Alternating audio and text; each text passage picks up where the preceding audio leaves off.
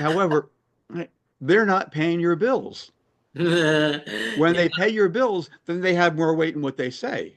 yeah. When And they're not, then oh yeah, I appreciate that comment. I'll think about that. Welcome to Unstoppable Podcast with Harry Sardinas, inspiring conversations with influential millionaires, investors, thought leaders, entrepreneurs who are making a massive difference with their innovative products and services, and sharing the challenges and wisdom of how they sold their first million. so how do you learn to protect yourself, Fred, when you are in business about these type of things that, I don't know, if we don't have this conversation, no, who's gonna tell you this type of thing? How you will find out that nobody will protect you, and you need to start to build your own defense around yourself, because when you have growth and volume, it becomes dangerous. I think the business literally can kill you if you don't pay attention properly, right? Well, the more people you deal with, especially real estate. I did real estate, God, way back when, Oh my God. 1979, 1980, in Wildwood, New Jersey. It was a little, commercial thing for rentals, basically. And it was a summer vacation place. And everybody wants you. Just Yeah, because everybody wants you doesn't mean that there's that much of you there. You are a limited commodity. And if you train your people as they come on board, then that's okay. I mean, you run real estate, you have office hours. You're expected to answer the phone during office hours. And fine, you answer the phone during office hours. That's my job, is to answer the phone. But as soon as I get you on the phone, hey, I'm glad we're talking. This is important. I want to make certain that we address your needs as much as possible. Okay. In the future, so you can get hold of me and we can schedule the best time for you. Okay. Email me, text me, and we'll set up a time that I know then I can devote 100% of my time and interest to you to solve your problem for you. And all 100%. of a sudden, they appreciate you a little bit more. Yeah, yeah. Oh, it makes sure that I'm the only person he answers the phone to. That's great. When I was on a calls with people, I'm on a call or on a Zoom call, or I'm on a call with somebody else. The phone rings. I pick it up. I start it. I stop it. What'd you do? I answered it. I stopped it because they weren't scheduled. I'm talking with you. You're my only priority right now. Nobody else. Unless it's my wife, nobody else is talking to me. I've scheduled this time for you. What can I Yeah, do for you to help you with your situation? yeah, exactly. Yeah. And I think also you can increase productivity if you plan yourself like this, because you can actually, you don't get distraction. You already are prepared for the calls. You already are prepared. You can manage your time more effectively if you're doing it in this way. Now, the people around you, they're not happy with this behavior. They get upset. Even my own brother, yeah, he still doesn't understand why my phone is always on silent, and he gets so frustrated. And he has taken my phone several times. He's a cybernetic, so he knows a lot about software and whatever. And several times he has taken my phone to see if he can put a sound when he calls me, so I can pick up the phone. And still he hasn't managed to do it for one specific person. And I'm telling him, I cannot put, just to get your phone call, I cannot put the phone on the sound for the rest of the world, because otherwise people are gonna drive me crazy. They do call me all the time. Yeah. They always So call you all the time. yeah. Family's rough. Eh? Family's terrible. They're nice to your family. That's important. Family is nice. Family's important. Okay. At holidays and birthdays. Yeah, They're yeah. good for Sunday dinners. I'm happy that my Okay. brother is in Not during business work now, hours. because when they're not in business, they understand less. But now that they're in business, at least they start to understand a little bit more. Still, they don't get it. Yeah, but the thing is that we have to design processes. Yeah, and this is all about the environment. Let's talk about, you said family. Let's talk about family there, because I don't know your story, but in my family, nobody never has business. Nobody is an entrepreneur. Yeah. So I was the first entrepreneur in my family. Now my brother has a company, which I'm very happy with. Yeah. It's running for 3-4 years. But I started the whole momentum in the family. Yeah. And it was very interesting. Yes. Because everybody was giving opinions and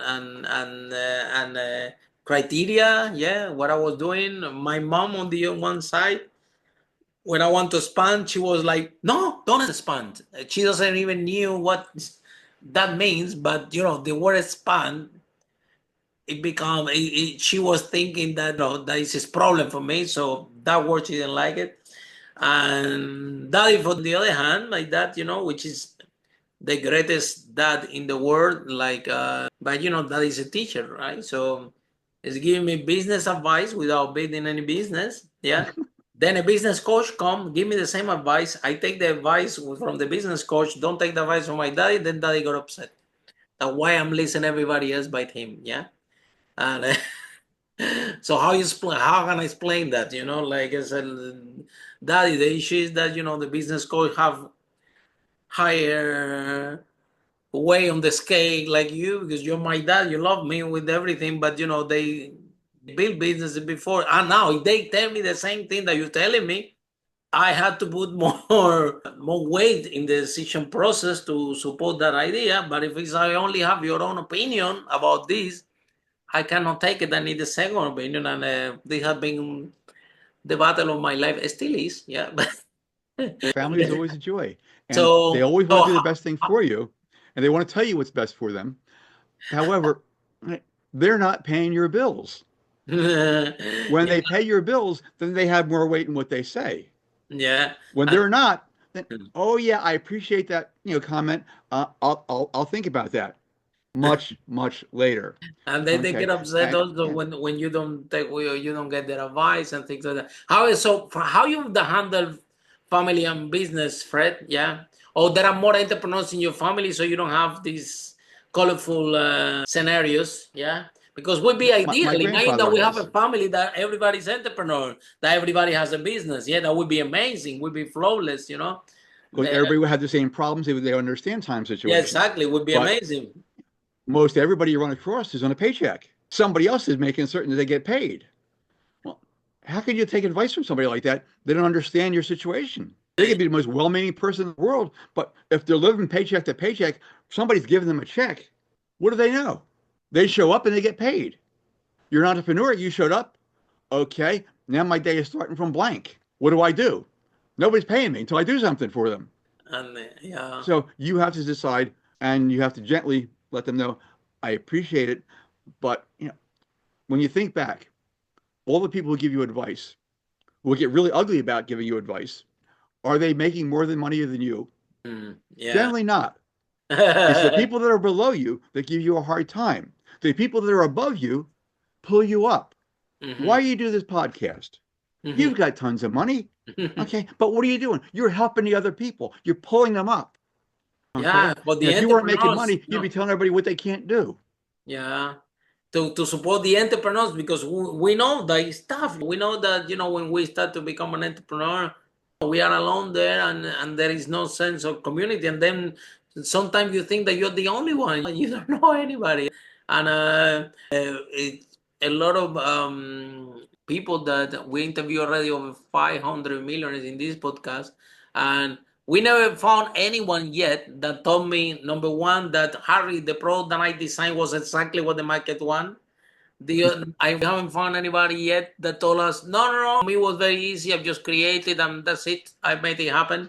Still, we're trying to look for that entrepreneur, that person. Still, we haven't found it. So everybody always say, trial and error, fail, learn from your mistake, develop the skill. This is what we think, right? Entrepreneurs is skill. The more you practice, the better you become. This is what it is, yeah. And the practice comes with failing sometimes come with losing money, yeah. Me in particular, I learn very good when I lose money. Yeah, I'm a very good learner. I never forget. Yeah. If you want me to learn something very good, make me lose money, you will see. You get a good lesson. It's a critical thing, without a doubt, in the world. And people that are on salaries, they don't make mistakes. They don't like making mistakes. They have this little world they live in, and that's lovely.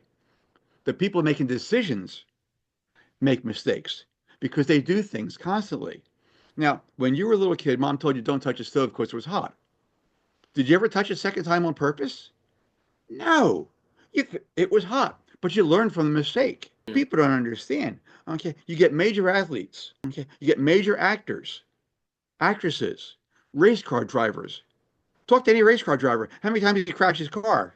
a few times. Otherwise, he couldn't be doing what he's doing. He's got to make the mistakes first. You talk to a trader. I mean, I do financial services. I work with retired folks, people who are 50 and older, showing them how to get the cash flow that they need. Because when they're 50 and they're only sitting on $100,000, $200,000, they can't retire with that. Absolutely. But they used to live on a paycheck. Well, my system is you learn how to trade, but you do it on paper first. You make all the mistakes on paper where it doesn't cost you anything at all. Only after you've made the mistakes, you prove to yourself that yes, it really works, do you go anywhere near a live account and start trading with real money. If you don't make the mistakes back here, especially on paper, it's going to cost you in real dollars over here. Absolutely. So those mistakes are critical. Okay. Everybody who's successful makes them. Look at the athletes. Okay, star athlete. He wins a game. Michael Jordan, all those baskets he gets. How many didn't he get? There's a lot that he didn't get. A lot of game-winning shots that he didn't make. He blew them. But because he took the shot, because he practiced, he failed more than everybody else. Because he failed more than everybody else, he got the skills to succeed more than everybody else. So people don't like to fail. Yeah. They hide from that. Yeah. Let's talk about this and let's talk about trading. Yeah. Is trading a skill? The more you practice, the better you become, because you talk with a lot of people. People say, well, this is a gamble. Nobody really knows how to do this. This is just a lottery. And if you want to gamble your money and whatever, go and trade. So if it's really true, or actually it's a skill set like everything else, and the more you practice that you become. Because let me tell you something, I find trading for us, for entrepreneurs, I find a lot of benefits about trading. You know, you don't need teams, you don't need people, you don't need to have a product, you only have to have a common sense as an entrepreneur and mitigate your risk. And I think it's an amazing solution, especially if the people are retired, you know, and because you don't need to deal with this big operation to make an extra cash. So what message do you have for these people that say, well, this trading is a gamble and this doesn't work? Yeah. You're in business and you told me that your family is giving you advice. You listen to them and say, okay, yeah, but thanks. Okay. But who do you listen to the advice from? The business coach that you're paying. Why? Because a business coach has been there before. So trading, you know, it's too easy to trade. That's why everybody loses money. I get a phone app. Hey, I can trade $500 in my account. I can trade. I can guarantee you're giving your $500 away. Guarantee you're giving your $500 away, because somebody who has spent time learning how to trade knows how to take your money, because you're going to make all those mistakes in real time. The experienced trader has already made those mistakes. Now, I run a small program. It's by application only. I don't let everybody in. Really only 15, 20 people a month tops. Wow. Okay. Yeah, very small. I like it that way. You see the water behind me. That's not, you know, a Photoshop thing. That's a shot from my place in Delaware. I'm right on the water. It's lovely. Wow. And there's no people involved. Wow. And we show people how to trade 2 commodities, only 2. There's 20. You pick out whatever 2 you want. But we only do it after hours. Nothing while the markets are open, because that's pressure. And then there's no set market hours. We don't do any day trading, because that's no fun either. I'm retired.